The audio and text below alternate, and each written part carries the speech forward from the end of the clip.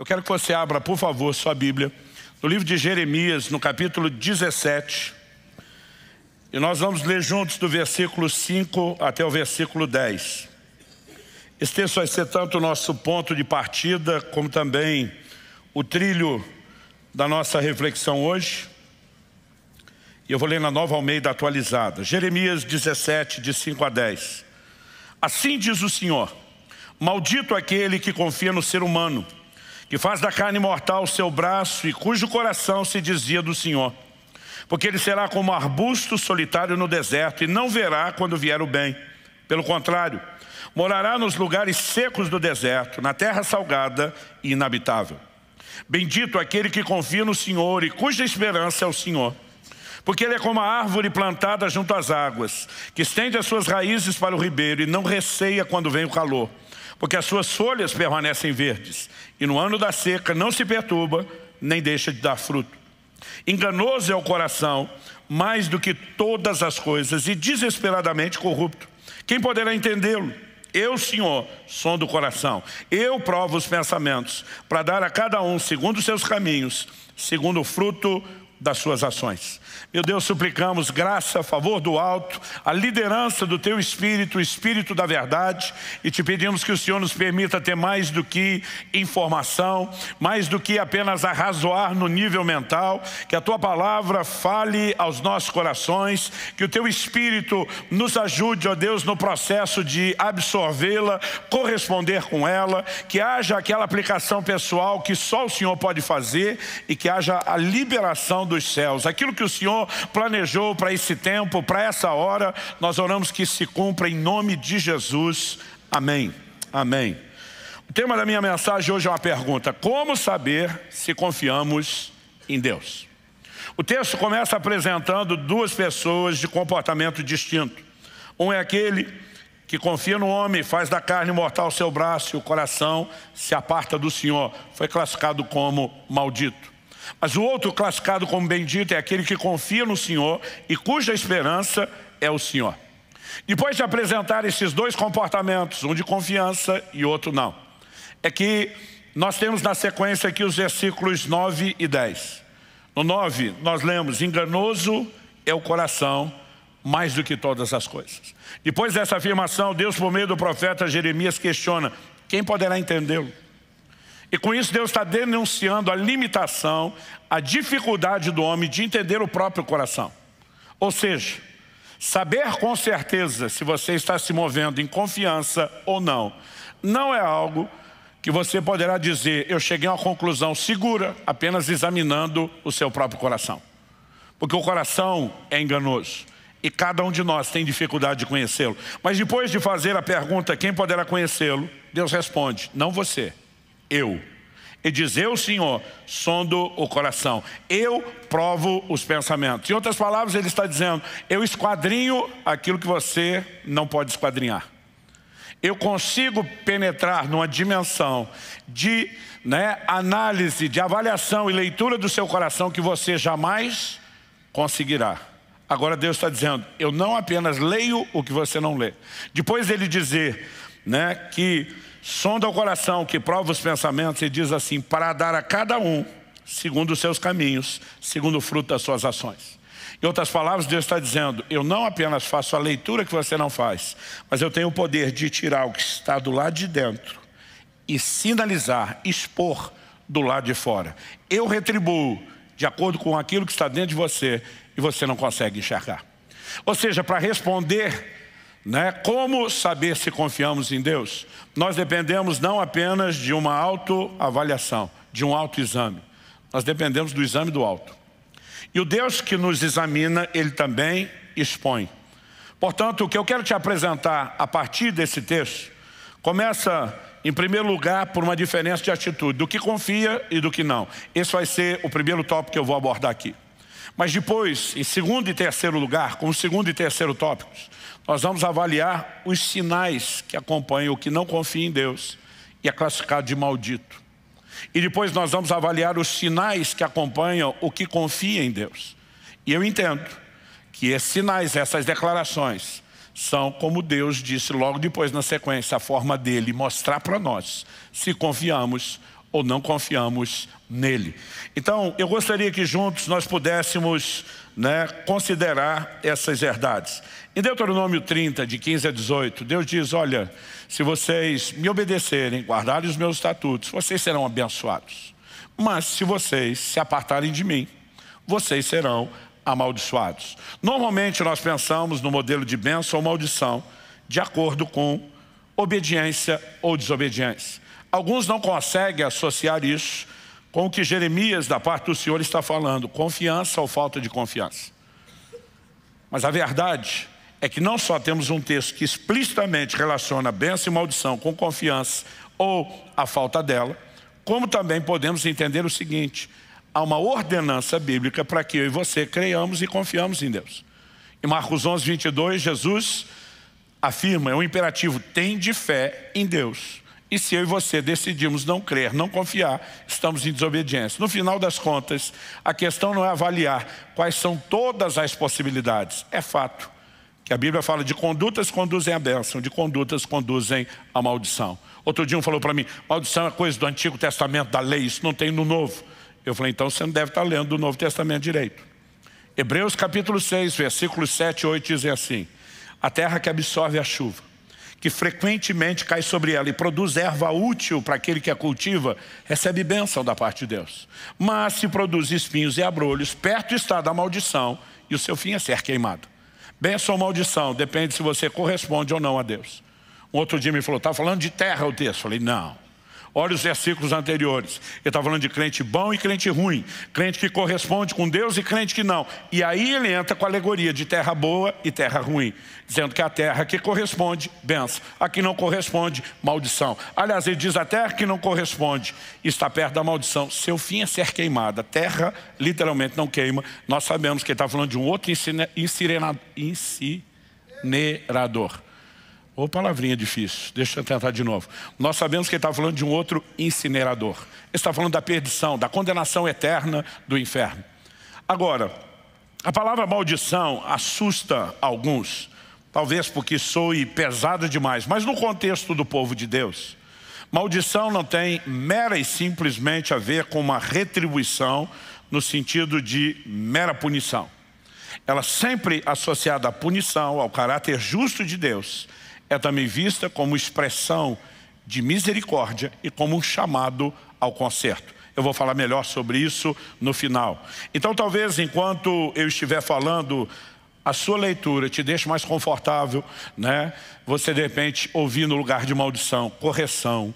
Você ouvir no lugar de maldição, disciplina. Mas o que quer que você resolva ouvir, eu vou falar do jeito que a Bíblia diz, maldição. Ok? Então, em primeiro lugar, vamos falar da diferença de atitude dos dois e depois, como eu disse na sequência, os sinais da maldição e depois os sinais da bênção. No versículo 5, quando o texto começa dizendo, maldito o homem que confia no homem. Interessante que o texto não diz apenas, maldito o homem que confia no homem, mas ele diz que faz da carne o seu braço e aparta o seu coração do Senhor. O problema não é confiar no homem. O problema é a substituição, quando você escolhe confiar no homem e não em Deus. Porque as pessoas às vezes apresentam meias verdades. Eu me lembro de muitos anos atrás, no início da nossa igreja, tivemos uma situação onde precisamos corrigir uma pessoa no nosso meio. Porque ela vinha demonstrando uma grande dificuldade de expressar confiança em qualquer nível de relacionamento, desde a família. Isso estava gerando, obviamente, prejuízo, mas também se estendendo para questões ligadas ao trabalho e dentro do contexto da igreja. Relacionamento com líder, com liderado, sempre o mesmo problema da falta de confiança. Quando fomos confrontar a pessoa no sentido de ajudá-la a enxergar o erro e crescer, o camarada tentou se defender usando esse texto. Maldito o homem que confia no homem. Tipo, não tem que confiar em ninguém. Falei, se você está certo, então eu vou andar na sua doutrina. A partir de hoje, não confio em você. Aliás, por que é que eu devo confiar você em alguma coisa aqui da igreja se você não merece confiança? Então eu vou remover você de todo esse lugar. Ele ficou me olhando assustado. Falei, só estou falando o que você sugeriu. Agora, quando é para você a verdade serve, quando é contra você não serve. Eu falei, você está tirando o texto do contexto. O problema não é confiar nas pessoas. Você vai ter textos, como na lei de Moisés, onde Deus tentava tratar com questões ligadas, por exemplo, ao ciúme do marido em relação à mulher, porque Deus sabe que num ambiente de desconfiança, nenhum relacionamento sobrevive. Então Deus não está falando contra a confiança. Deus está falando de colocar confiança em pessoas a ponto de substituir a confiança nele. Essa é a diferença. Quem está entendendo o desenho aí, diga amém. Então, quando nós olhamos para isso, há um exemplo na Escritura que para mim não pode ser ignorado, não pode ser negligenciado, que diz respeito a um dos reis de Judá, que é o rei Asa. No segundo livro de Crônicas, no capítulo 16, dos versículos 7 a 9, nós lemos assim: naquele tempo, o vidente Anani, vidente era a expressão usada para o profeta com o qual Deus falava por meio de visões. Naquele tempo, o vidente Anani foi falar com Asa, rei de Judá, e lhe disse: você confiou no rei da Síria e não confiou no Senhor seu Deus. Por isso o exército do rei da Síria escapou das suas mãos. Não é verdade que os etíopes e os líbios formavam um grande exército, com muitos carros de guerra e cavaleiros? Mas porque você confiou no Senhor, ele os entregou nas suas mãos. Porque quanto ao Senhor, os seus olhos passam por toda a terra, para dar força, outra versão diz, para se mostrar forte, aqueles cujo coração é totalmente dele. Nisto você cometeu uma loucura. Por isso, de agora em diante, haverá guerras contra você. Deus está confrontando um cara que já havia confiado e já havia visto milagres. Os líbios e os etíopes se uniram numa guerra que parecia ser impossível de vencer contra o reino de Judá. Nessa época estamos falando do reino dividido, então as tribos de Judá e Benjamim formaram o reino do sul, enquanto as demais 10 das 12 tribos de Israel formaram o reino do norte, o reino de Israel. E nesse momento, quando ele tinha que enfrentar aquela multidão, aquele exército impossível de vencer, ele confiou em Deus e experimentou um livramento. No entanto, agora, por causa de uma outra circunstância muito menor, ele tenta resolver do seu jeito e da sua maneira. E na tentativa de se livrar de um inimigo, ele faz aliança com outro. E Deus está dizendo, porque você confiou nele, em vez de confiar em mim, você vai enfrentar guerras, você agiu loucamente. E outra, esse camarada com quem você está fazendo aliança para vencer esse, era um inimigo seu. Vocês se uniram para um inimigo em comum, mas agora você perdeu a bênção de vencê-lo, a provisão de vencê-lo que eu tinha para você. Quando você olha para o rei Asa, ele começa bem, mas não termina bem. Aliás, um pouquinho adiante, no versículo 12, a Bíblia diz assim: no 39º ano do seu reinado, Asa contraiu uma doença nos pés, e essa doença era muito grave. Porém, na sua enfermidade, ele não recorreu ao Senhor, mas confiou nos médicos. O problema não é fazer uso da medicina. Não é porque pregamos fé que nós somos contrários ao uso da medicina, dos remédios. Acreditamos que é parte daquilo que Deus deu para favorecer a humanidade. O apóstolo Paulo, que vivia milagres de curas sobrenaturais, num determinado momento faz referência a Lucas como médico amado. Ele tinha um médico na sua equipe, né? E ao chamá-lo de médico e não só de irmão, ele está dizendo, é amado como pessoa e é apreciado pelo seu trabalho entre nós. O problema é quando a pessoa confia em algo a ponto de deixar de confiar em Deus. Então não havia nenhum problema no tratamento médico, mas quando Asa diz, eu não preciso de Deus porque tenho bons médicos, e daqui a pouco os médicos dão a notícia, mas nós não resolvemos o seu problema, ele não tem nenhuma possibilidade de viver o sobrenatural. Ele fez uma troca. Quando confiou no rei da Síria, quando confiou nos médicos, ele está dizendo para Deus, eu me resolvo, eu me garanto sem você. Em nenhuma das circunstâncias ele conseguiu. Então é nesse sentido que a Bíblia está falando de alguém que confia nos outros a ponto de abandonar a confiança no Senhor. Isso não significa que estamos tentando dizer que não pode se confiar nas pessoas. Não significa que estamos tentando dizer que você não pode ter tratamento médico. Então deixa eu dar um terceiro exemplo que nos ajude a manter o equilíbrio. A sabedoria bíblica nos ensina que é bom você, quando falamos em termos de gestão, saber lidar com a provisão. Quando eu falo provisão é o recurso esse que você vai literalmente provisionar, separá-lo. Para quê? Para quando tiver alguma necessidade você estar preparado para ela. Na revelação que Deus, por meio de José, deu ao faraó e diz, aproveita os 7 anos das vacas gordas de prosperidade, não para torrar e gastar tudo, mas para estocar. Porque quando vierem os anos de fome das vacas magras, você tem recurso, você tem provisão. Isso é sabedoria, é boa administração, é boa mordomia. Agora, a mesma Bíblia, em contrapartida, diz em 1 Timóteo, capítulo 6, verso 17, manda aos ricos desse mundo. Os ricos é a turma que tinha grana guardada, tinha provisão para enfrentar dificuldade. Manda aos ricos desse mundo que não confiem na instabilidade das riquezas, mas em Deus. Qual a diferença? A diferença é que não é errado ter a provisão, errado é confiar nela. Paulo está dizendo isso é instável. Você pode ter feito a sua parte, daqui a pouco a economia vira, o mundo vira, a vida é cíclica e aquele negócio que você achou que te garantiria não está mais lá. Então, faça a sua parte, mas não confia nisso. Confie em Deus. Quem está entendendo? Então, quando eu olho para essa descrição, em primeiro lugar temos uma pessoa que deixa de confiar em Deus para confiar naquilo que é humano, naquilo que é natural. Mas em contrapartida, nós lemos no versículo 8, depois de no 7 o texto dizer, bendito que confia no Senhor, cuja esperança é o Senhor. A Bíblia diz, porque ele é como árvore plantada junto às águas, e virão aqui os relatos no versículo 8 que detalham o procedimento de confiança. Qual a diferença do primeiro? O primeiro confia no homem, fazendo dele, da carne, daquilo que é natural, o seu braço, aquilo que o apoia, aquilo que lhe dá garantia, e abandona o Senhor. Mas a Bíblia fala de outro, que faz do Senhor a sua esperança, que confia nele. E qual a diferença entre um e outro? É aquilo que cada um experimenta, é aquilo que cada um vive.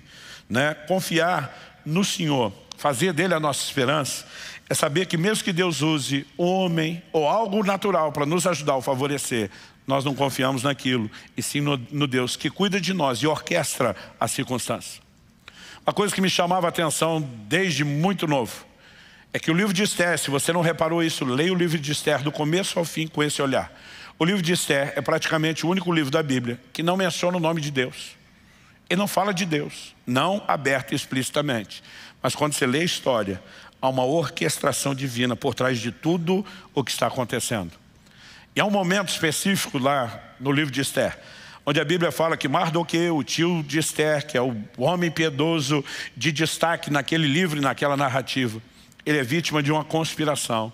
Sua vida será tirada, haverá um atentado contra toda a linhagem de Abraão, com a qual Deus tinha um pacto, uma aliança, uma promessa e um propósito.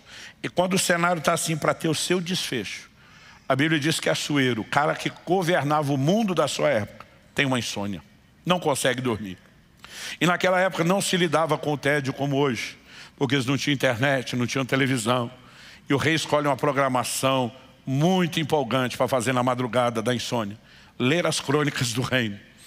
E ele pede para um dos seus criados para ler as crônicas do reino, para entretê-lo, já que ele não consegue dormir. Imagina o criado indo na biblioteca, olhando aquele monte de rolo, e ele acha que está escolhendo aleatoriamente. Esse aqui vai, e puxa um. Mas a divina providência o guiou. Quando ele vai ler a história, qual é o relato? Era o relato de como Mardoqueu havia desbaratado uma conspiração contra a vida do rei. A vida do rei foi preservada, porque Mardoqueu denunciou aquilo que ele tomou conhecimento. O rei pergunta para o criado, o que é que fizeram para recompensar esse homem? O rapaz diz, nada. Como nada? O homem salvou minha vida. Rei, se ele tivesse feito algo que estava registrado nos anais do reino, isso aqui é literatura oficial nossa. Não foi feito nada. O rei diz, então vamos fazer. E ele acorda decidido a recompensar o homem. E vai pedir conselho justo para o inimigo de Mardoqueu, que achando que ele era quem seria recompensado, proporciona uma reviravolta no jogo extraordinário. Você pode não ler o nome de Deus lá, mas o dedo de Deus está ali o tempo todo. Sabe, nós precisamos aprender a ter esse tipo de confiança no Senhor. A confiança que, baseada numa experiência que nós tivemos lá em casa, eu chamo daquela confiança infantil. Quando meu filho Israel tinha 5 anos de idade, nós vivemos um momento muito interessante com ele. Desde que nossos filhos eram pequenos, eles nem andavam, estavam no colo, a gente já treinava a carregar a oferta para colocar no gasofilácio. A gente entendeu que isso é parte de um treinamento que tem que começar muito cedo. Quando começaram a andar, a gente dava o dinheiro e dizia, leva. Então todo o culto, quando estava para começar o culto, ele chegava na gente, o dinheiro da oferta, e a gente sempre dava o dinheiro da oferta para cada um deles. Eu lembro que o Israel, nessa fase dos 5 anos, eu dei uma bolsinha para ele pequena, com zíper. Eu enchi ela de moeda, né? E algumas notas na época ainda tinha nota de R$1. E eu falei, filho, papai vai te dar dinheiro, porque o papai quer te ensinar a lidar com dinheiro. A primeira lição é, você não pode gastar. Nós vamos ter que conversar bem antes de você gastar, apesar do dinheiro ser seu, porque a gente tem que saber como fazer as escolhas. E fui trabalhando algumas questões com ele. Ele ficou tão empolgado que agora ele tinha o dinheiro dele, que onde ele ia, ele levava a tal da bolsinha dele. Falei, filho, você não pode ficar andando com isso. Você vai perder. Não vou, pai, eu vou cuidar disso, né? E ele estava todo empolgado. Num domingo, que eu estava pregando fora, ele chega no início do culto e fala para Kelly, e diz, mãe, me dá o dinheiro da oferta. E a Kelly olha e vê a bolsinha na mão dele e entendeu que era a hora da lição. Falou, filho, papai e mamãe sempre te deram o dinheiro da oferta porque você não tinha. Mas agora que você tem o seu próprio dinheiro, mamãe não vai dar não. Se você quiser ofertar hoje, vai ser do seu dinheiro. Ele olhou numa lógica simples de criança e disse, mãe, se eu der do meu, eu vou ficar com menos. Ela sorriu para ele e falou, é isso que é oferta, filho. A gente abre mão de alguém importante para nós, para aquele que é mais importante do que qualquer outra coisa. Ela diz, no entanto, você não é obrigado a dar. Mas se quiser dar, é do seu dinheiro. Então pensa o que você vai fazer. Tome a sua decisão. E quando chegou a hora da oferta, que ele estava ministrando louvor com o pessoal, então ela só viu a hora que ele chegou perto do gasofilácio e fez questão de mostrar para ela, tipo, é nota de 1, não é moeda não. Pá, tipo, tô dando grana alta. E botou a oferta, saiu de peito estufado, todo contente. No final, a Kelly foi conversar e disse, filho, mamãe está tão feliz, tão orgulhosa, você fez a escolha certa. Ele falou, mas mãe, lembra que eu falei que se eu desse no meu ia ficar com menos? Ela falou, sim. Ele falou, mas não sou bobo não. Depois que eu conversei com a senhora, comecei a pensar, falei, peraí, posso até ficar com menos no início, mas o pai e a senhora sempre falam que Deus abençoa. Depois que Deus abençoa, eu vou ficar com mais. E ela apenas sorriu e falou, que bom, filho, que você entendeu isso e que você vai crer nisso. Ele falou, mãe, como é que Deus abençoa? O dinheiro cai do céu? Ela falou, não, filho, não é bem assim, né? Deus até pode fazer isso extraordinariamente, mas a forma comum, Deus gosta de usar pessoas. Assim como você já viu Deus usar papai e mamãe para abençoar os outros, você já viu Deus usar pessoas para nos abençoar. Então a gente nunca sabe exatamente como Ele vai fazer, mas a gente confia nele. Ele falou, mãe, falei para Deus, já que Ele vai me abençoar, já até escolhi o que eu quero. E já falei para Ele. E ela falou, que bom, filho, mas mamãe não vai fazer nada, então não adianta você falar para mim. Não, mãe, é Deus que vai me abençoar. Isso foi no domingo. Na segunda noite, uma irmã da igreja liga para Kelly. Conheci, cuidou, ajudou a cuidar de Israel desde que ele nasceu, mas a gente nunca lembra dela ter feito isso antes, embora sempre expressou muito carinho. Ela disse, Kelly, que número Israel calça? Ela falou, por quê? Ela falou, estou perturbada desde o culto de ontem, que eu tenho que dar um tênis para o seu filho. Aqui ele falou, olha, o número que ele calça é tal. Ela falou, tá bom, obrigado, depois a gente fala. Passou. Na sexta-feira ela apareceu em casa. Quando a Kelly atendeu, viu ela com um pacote, olhou tipo, é aquilo que nós falamos, ela deu sinal que é. A Kelly já gritou, Israel, visita para você. Quando ele entrou na sala, viu aquele pacote, olhou para a Kelly e falou, já até sei o que é. Porque eu pedi a Deus um tênis para Ele me abençoar. E quando ele abriu, ele falou, mãe, não só é o tênis que eu pedi a Deus, mas é a cor que eu pedi para ele. Ele vira para aquela irmã e diz assim, Terezinha, você pode até achar que é você que me deu um presente. Mas deixa eu falar para você, Deus usou você para me abençoar. Porque domingo eu dei minha primeira oferta. E como eu sabia que Ele ia me abençoar, eu pedi um tênis, eu pedi esse modelo, eu pedi essa cor. Ela ficou impressionada com aquilo, então ele dizia, obrigado pelo seu carinho, mas ó, não é você não. Sabe, quando Jesus fala sobre eu e você nos tornarmos como crianças, às vezes nós precisamos ter esse tipo de simplicidade de fé e confiança. Não importa quem Deus use, nós vamos olhar e dizer obrigado pelo seu carinho. Mas não estou focado só em achar que foi você que me enxergou ou que se preocupou comigo. Há um Deus que cuida de cada um de nós. E eu e você podemos confiar nele. Quem está entendendo a diferença entre um e outro? Isaías 64:4 diz, porque desde a antiguidade não se ouviu, nem com os ouvidos se percebeu, nem com os olhos se viu, Deus além de ti, que trabalha a favor de todo aquele que nele espera. A Bíblia diz, bendito é o homem que confia no Senhor, cuja esperança é o Senhor. Quando você espera em Deus, você bota Deus para trabalhar em seu favor. É o que Ele mesmo disse. Não é a gente tentando mandar nele, é a gente acreditar no formato que Ele disse que trabalharia conosco. Agora, feita a distinção do comportamento desses dois, vamos falar na ordem que aparece no texto. Primeiro, dos sinais da maldição. Ele será, diz aqui o versículo 6 de Jeremias 17, falando: maldito é o homem que confia no homem, faz da carne o seu braço, aparta o seu coração do Senhor. O verso 6 diz: porque ele será como um arbusto solitário no deserto. Não verá quando vier o bem. Pelo contrário, morará nos lugares secos do deserto, na terra salgada e inabitável. Embora o que tenha sido dito tenha a ver com o contexto, a realidade com que eles viviam, não é difícil para a gente acompanhar. Não requer nenhuma interpretação profunda. Eu vou fracionar essa declaração sobre os sinais da maldição em 3 partes. Primeiro, arbusto solitário no deserto. Que diferença faz um arbusto no deserto, se ele está lá ou se tem outros? Não é a quantidade de arbustos que necessariamente vai afetar a sua produtividade ou o seu estado.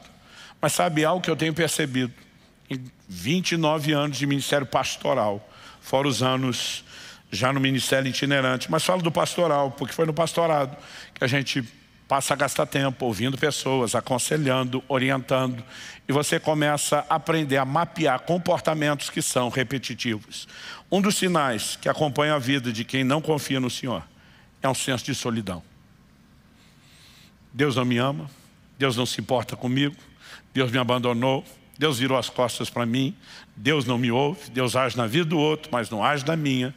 Esse senso de solidão costuma acompanhar quem não confia no Senhor, porque o que confia, meu amigo, está em outro nível. No Salmo 27:10, Davi diz: ainda que minha mãe e meu pai me desamparem, são os últimos de quem a gente vai esperar isso. E diz: o Senhor me acolherá. Tipo, é ruim que Deus vai me desamparar? Nunca. É por isso que Hebreus 13, um dos textos que usamos num dos domingos, atrás, ministrando sobre fé, diz: porque Ele tem dito, nunca te deixarei, jamais te desampararei. E aquele que confia sabe que em momento algum será abandonado pelo Senhor. Mas quem não se move no nível de confiança o tempo todo, ele está preso nesse lugar. A segunda descrição dos sinais da maldição: não verá quando vier o bem. Esse que é classificado como maldito, que está debaixo do sinal da maldição, não vê o bem vir, mesmo quando vem sobre todos. E olha que tem coisa que Deus libera sobre todo mundo. Em Mateus 5,45, no Sermão do Monte, Jesus diz que Deus faz nascer o sol, cair a chuva sobre justos e injustos. Mas tem gente que não enxerga nada, absolutamente nada do que Deus faz. Mesmo algumas coisas boas que lhe acontecem, ele muitas vezes prefere acreditar que aquilo é resultado do seu esforço, que é alguma coincidência, mas não necessariamente procede do Senhor. Logo, um sinal evidente na vida de quem não confia no Senhor. Nós vemos Deus denunciando esse comportamento na nação de Israel, relacionando isso com incredulidade. É a murmuração, é a reclamação. Essa pessoa não vê quando vem o bem. Agora, tem aquele tipo de gente, a expressão não verá quando vier o bem, não quer dizer não ver com a visão. O não verá é, não vai conseguir discernir que Deus deu, ou não vai poder desfrutar. E um texto que me traz temor, desde que eu era garoto, está em 2 Reis, no capítulo 7, eu gostaria de lê-lo a título de exemplo. Vou primeiro ler os versículos 1, depois o 2, e depois vou pular do 16 para o 20. O texto diz assim: então Eliseu disse: ouçam a palavra do Senhor. Assim diz o Senhor: amanhã a essas horas, mais ou menos, junto ao portão de Samaria, uma medida da melhor farinha será vendida por 1 moeda de prata, e 2 medidas de cevada serão vendidas por 1 moeda de prata. Deixa eu fazer uma pausa aqui, um comentário. Eles estavam em guerra, a cidade está sitiada pelo inimigo. Uma crise financeira, material, sem precedentes. A fome está instalada. Lei de oferta e demanda, não tem escassez de alimento, não tem oferta de alimento. O preço sobe absurdamente. E começa a faltar alimento, não só porque já não tem para todo mundo, mas porque o acesso, o poder de compra vai ficando cada vez mais difícil. Aí o Eliseu levanta para dar a notícia que deu. Então vamos tentar contextualizar, guardar das devidas proporções, porque algumas coisas vão ficar para mais, outras para menos. Imagina como se fosse hoje. O homem de Deus dizendo: amanhã, mais ou menos por essas horas, o dólar vai estar 50 centavos de real. Amanhã, por mais ou menos essas horas, você vai abastecer a gasolina aditivada a R$1. Amanhã, por mais ou menos essas horas, vamos comprar botijão de gás por no máximo R$50.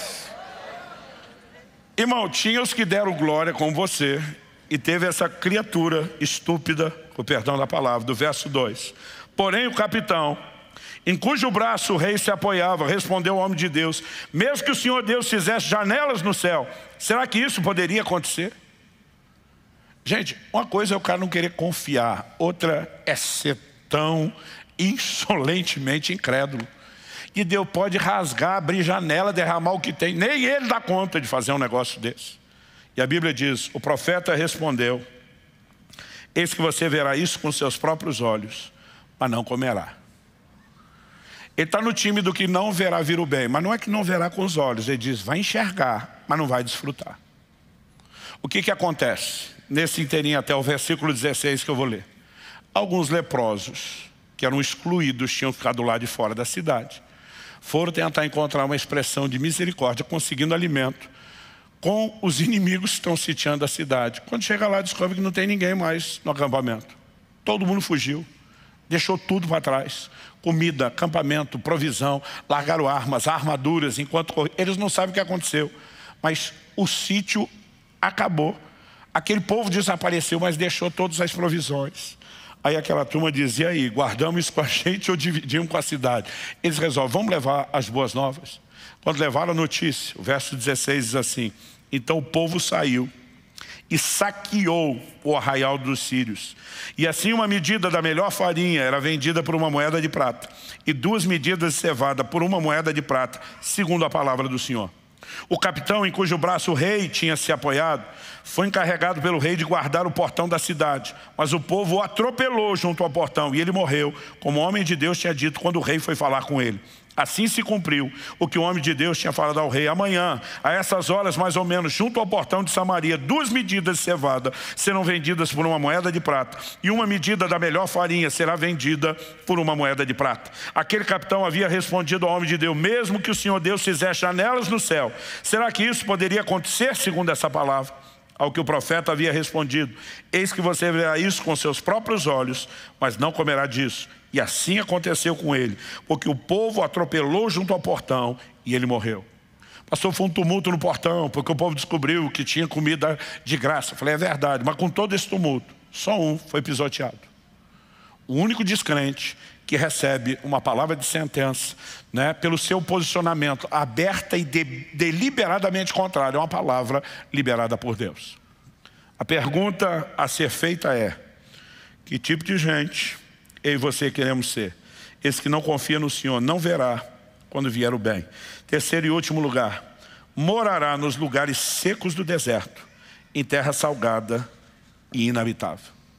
Esse é o tipo de pessoa que, comparado com o que eu vou falar daqui a pouco sobre o que confia no Senhor, não tem raízes em Deus. E por isso definha não só espiritualmente, como também emocionalmente. Isso é o que de vez em quando a gente chama de gente que tem a vida seca. E sabe, ao olhar para pessoas ao longo de 3 décadas de ministério que não confiam em Deus, acredite, nós vemos essa síndrome, esse conjunto de sintomas, de comportamento se repetindo. Por outro lado, os sinais da bênção. Vamos lá agora voltar para Jeremias 17, versos 7 e 8. Bendito aquele que confia no Senhor e cuja esperança é o Senhor, porque ele é como a árvore plantada junto às águas, que estende as suas raízes para o ribeiro. Não receia quando vem o calor, porque as suas folhas permanecem verdes, e no ano da seca não se perturba, nem deixa de dar fruto. Vamos fracionar essa declaração. Primeiro, árvore plantada junto às águas, que estende suas raízes para o ribeiro. As raízes se estendem fora da vista humana. A árvore que está próxima da água, ela é beneficiada pela água, não porque a árvore foi até a água ou a água veio até ela, mas porque raízes saíram em busca do contato com a água para buscar de lá o suprimento necessário. Assim como isso normalmente, o trabalho da raiz acontece fora da vista, eu e você, no relacionamento com Deus, precisamos desenvolver raízes. Nem sempre são parte da nossa vida pública, visível, mas são a nossa conexão com Deus, para receber dele sustento, para receber dele suprimento. Olha o que Paulo diz em Filipenses 4, 11. Eu vou ler primeiro o 11, depois o 12 e o 13. No 11. Digo isso não porque esteja necessitado, porque aprendi a viver contente em toda e qualquer situação. Espera aí, Paulo, contente em qualquer situação. Em qualquer situação. Verso 12. Sei o que é passar necessidade, e sei também o que é ter em abundância. Aprendi o segredo de toda e qualquer circunstância, tanto de estar alimentado como de ter fome, tanto de ter abundância como de passar necessidade. Então qual é o segredo, Paulo? Tudo posso, naquele que me fortalece. Ele está dizendo, o meu humor, minha força, minha alegria não depende de circunstâncias. O tudo posso, normalmente a gente costuma aplicar para posso fazer. Eu tenho repetido isso bastante e não vou cansar de me falar. Mas o contexto não é posso fazer, é posso suportar. Ele está dizendo, não importa a circunstância, eu dou conta de segurá-lo. Por quê? Minha força não vem delas. Minhas raízes estão em Deus. E essas raízes em Deus estão extraindo sustento para que eu fique firme diante de qualquer circunstância. Sabe, é impressionante. E uma das questões que nós temos abordado sobre a fé diz respeito a essa disposição interior e do ânimo. Nós já ensinamos aqui sobre isso. Mas uma segunda característica, a Bíblia diz, não receia quando vem o calor, a adversidade, e a sua folha fica verde. É impressionante como o comportamento de quem confia no Senhor não combina com as circunstâncias difíceis que ele enfrenta.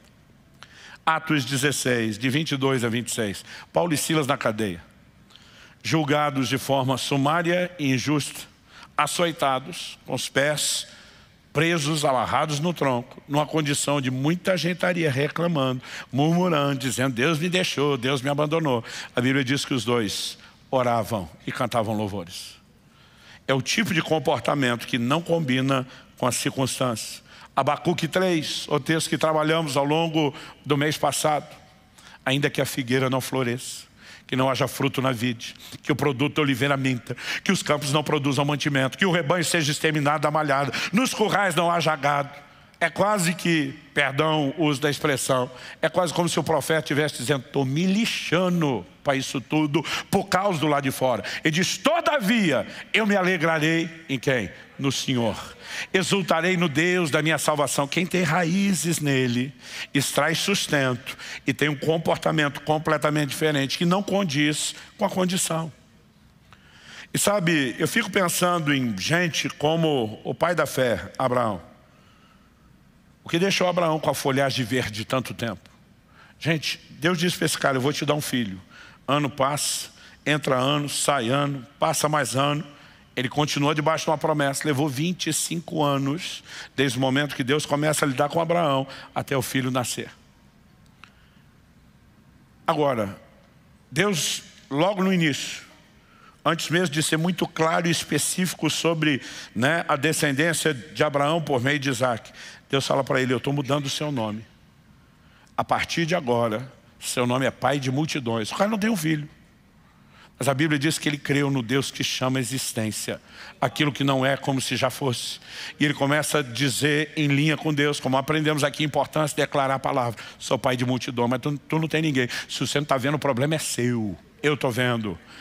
É uma questão de tempo, vai materializar. O que deixa o cara com a folhagem verde tanto tempo? Alguém que não desanima, o tempo passando, as circunstâncias sem mudar a sua confiança em Deus. E normalmente nós pensamos que Abraão precisou de fé só até Isaac nascer. Meu amigo, ele precisaria de mais fé depois que Isaac nasceu do que antes de Isaac nascer. Gênesis 22 fala que Deus fala para Abraão, pega o seu filho, seu único filho, o filho que você ama. Eu não sei você, mas já reclamei com Deus várias vezes. Falei, precisava falar isso tudo para o velhinho. Já é difícil entregar o filho, o senhor tem que dizer o teu filho, teu único filho, o filho que você ama. Falei, o senhor só está dificultando. E aliás, depois que eu virei pai, esse texto ficou mais difícil. Eu tinha vontade de pular Gênesis 22 e nem ler isso. Mas a Bíblia diz no verso 3 que Abraão levanta de madrugada. Sabe o que significa isso? Prontidão. O Senhor mandou, bora executar. Pega seu filho, pega alguns servos e diz todo mundo para o Monte Moriá. Porque Deus deu uma ordem. Não tem esse negócio de vamos despedir, vamos gastar uma semana com o menino. Deus falou, está falado. Agora, a Bíblia diz, depois de 3 dias de caminhada, quando eles avistam o Monte Moriá, Moisés fala para os servos: segura a onda vocês, me esperem aqui. Eu e meu filho iremos, plural, nós dois vamos.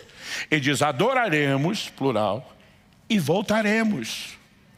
Durante algum tempo eu desconfiava do Abraão. Falei: deixou as testemunhas longe. Não queria ninguém testemunhando o que ele faria. Fingiu que ia trazer o menino de volta, porque sabia que estava indo matar. Mas isso era a minha cabeça com a falta de entendimento. Qual é a explicação bíblica? O livro de Hebreus diz no capítulo 11, na galeria dos heróis da fé, que Abraão cria que Deus ressuscitaria Isaac dos mortos. Quando ele diz nós vamos voltar, ele está dizendo não faz sentido Deus prometer que por meio desse menino ele cumpre o que me prometeu e será minha linhagem e agora mandar matar. Eu não entendo a disparidade entre isso e isso, mas uma coisa eu sei, eu confio nele. O que ele vai fazer é problema dele. Ele mandou matar, eu vou matar. Agora, ele que devolve o filho, porque ele tem que cumprir a palavra dele. Então, ele vai obedecendo a Deus, mas a Bíblia diz, cria que Deus o ressuscitaria dos mortos. Quem está entendendo? Folhagem verde.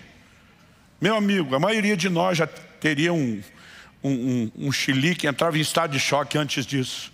Mas aquele confia no Senhor. Não receia, quando vem o calor, sua folhagem fica verde. Último lugar.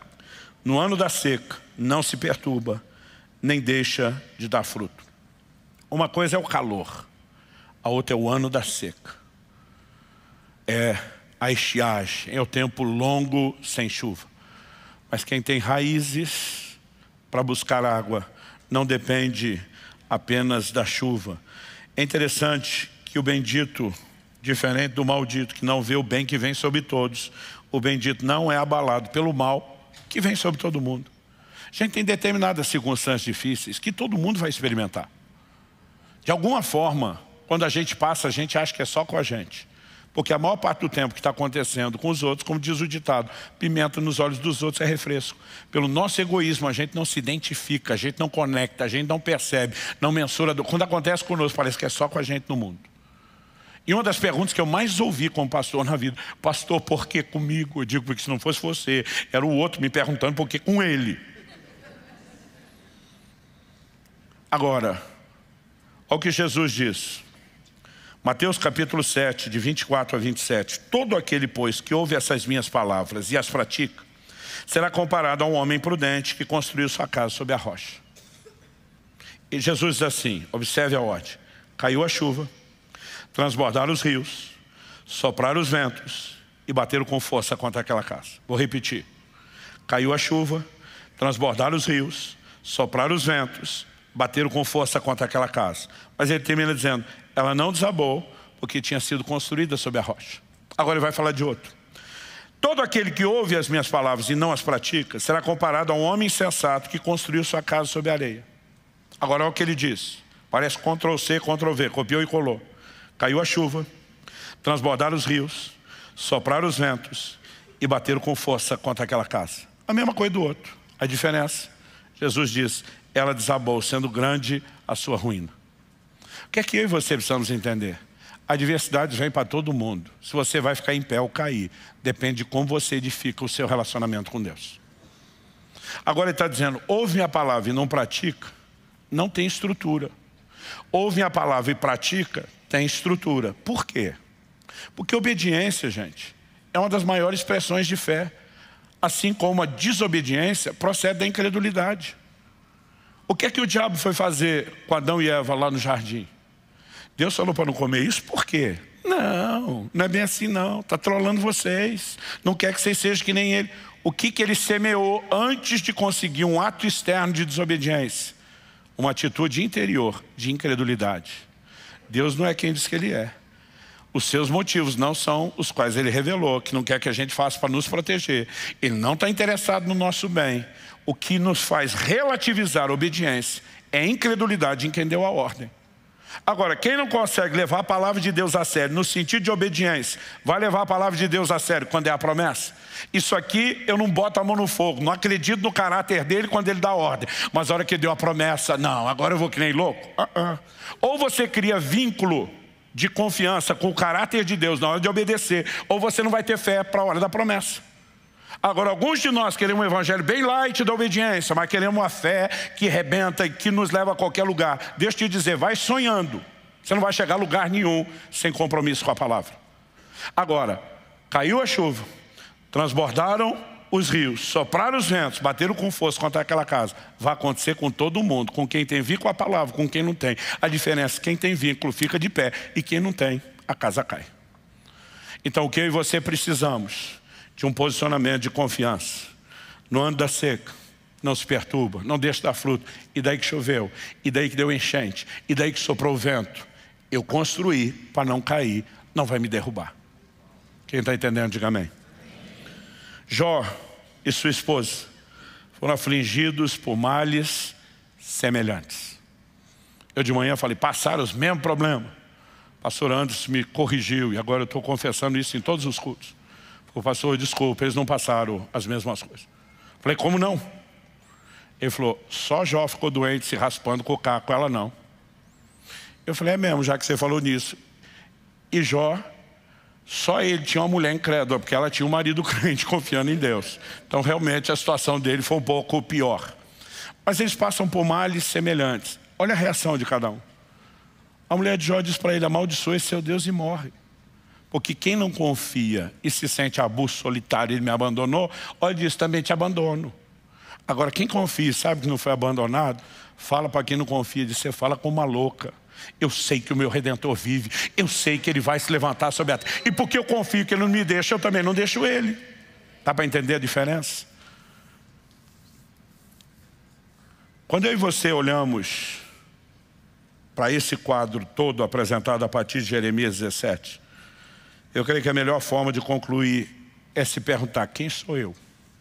E eu quero perguntar isso, quem é você? De acordo com essa descrição, já que Deus está dizendo, seu coração é enganoso, você não vai conseguir saber se você realmente confia ou não. Ele está dizendo, mas eu sei ler e eu consigo provar o diagnóstico através do que vai acontecer à sua volta. Usando essa leitura que Deus favorece, eu quero te perguntar, quem é você? O bendito ou o maldito?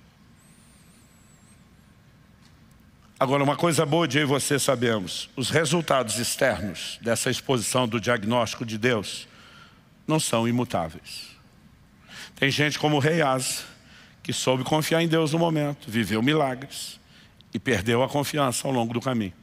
Por isso que Hebreus 10:35 diz, não percam a vossa confiança.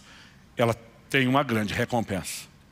Então mesmo que a gente observe o desenho e diz, não, de acordo com o que o Senhor falou aqui, eu estou olhando na minha vida e estou vendo esses sinais, sou árvore plantada junto às águas, que estende raízes para o ribeiro. Eu sou aquele tipo de gente que não receia quando vem o calor, minha folha fica verde. Eu sou o tipo de gente que no ano da seca não se perturba, não deixa dar fruto. Mesmo se você olhar o diagnóstico é esse. A disposição, como resposta ao que Deus está falando é, eu preciso preservar isso. Eu não posso, como Asa, comprometer. Mas se você fala, pastor, para o meu lado deu ruim. Eu não estou nesse time não, eu estou no primeiro, arbusto solitário no deserto. Talvez você diga, não, eu estou mais para não ver quando vem o bem. Talvez você diga, não, eu estou mais para morar nos lugares secos do deserto.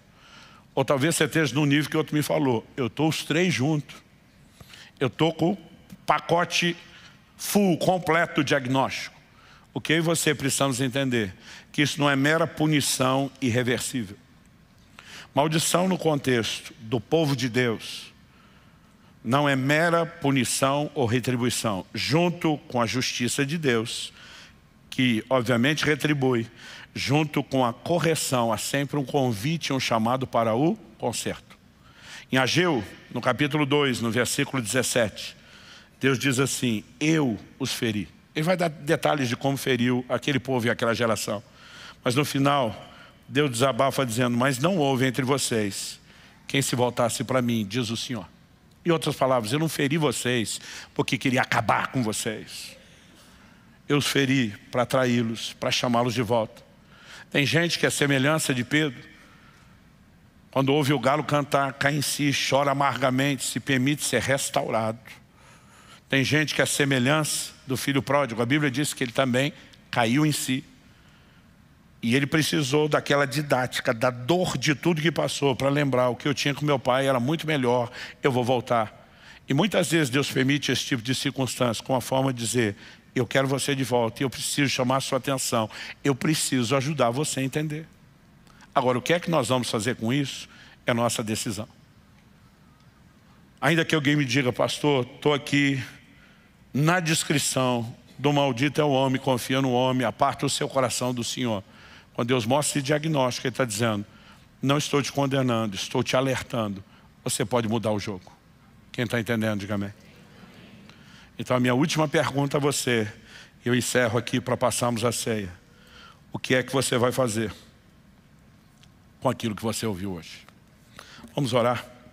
Meu Deus, suplicamos mais uma vez que mais do que estimular a nossa mente a uma análise, mais do que fomentar informação, que o Senhor nos permita viver uma consciência espiritual, despertamento, que aquilo que temos ouvido possa gerar resposta, correspondência, e que isso aconteça debaixo da liderança do Teu Espírito.